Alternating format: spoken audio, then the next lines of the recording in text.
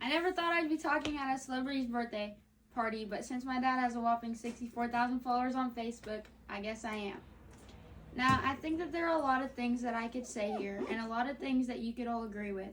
While I could talk about my dad's accomplishments in life or how compassionate he is for others, I mainly want to point out how amazing of a father he really is. Today I will be sharing some of my favorite childhood memories, how he's an inspiration to me, and his love for Jesus. Since I can remember, I've always been by my dad's side.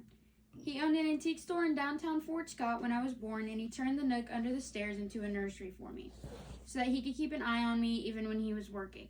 He'd do my hair for school and get me dressed in the mornings. He never cared about how other people viewed him and would go out in public with the silly hairdos I'd give him just to see a smile on my face. When my parents split ways, he had a little apartment in Pittsburgh. I'd go down there every other weekend to spend time with him. I remember him taking me to the park and to the gas station to get snacks. When he'd ask me where I wanted to go for dinner, I'd always say the gas station. He probably didn't enjoy eating that much gas station food, but he took me there anyways to get my bug juice and Lunchables that I couldn't have at Mom's house.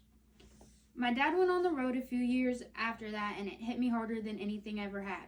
We had to go 2 months without seeing each other instead of our normal 2 weeks.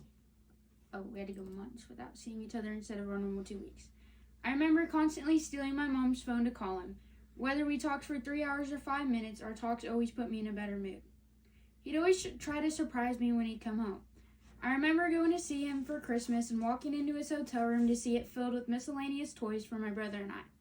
My favorite part was the giant 6-foot-tall caterpillar stuffed animal that was sitting on the couch. I slept with it for months after that, and I still have it in my room today. Or when my mom took my brother and I out to eat one night. We were sitting there having a normal dinner, just us three as it usually was, when I looked out the window to see my dad walking up to the doors. Without thinking, I got up and ran as fast as possible to him. I kind of ruined the surprise for my brother, but all that mattered was that he was there.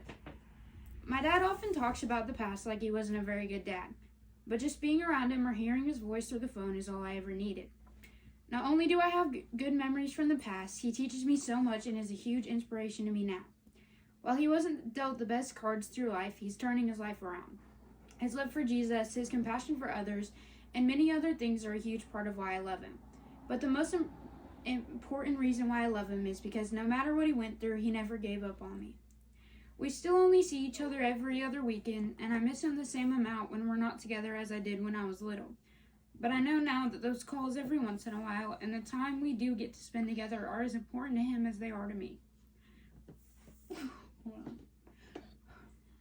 My dad's also adamant that I have a life with Christ. When I was younger, we would have I love you more battles. It'd always be I love you more than gummies and candies or whatever my little mind could think of.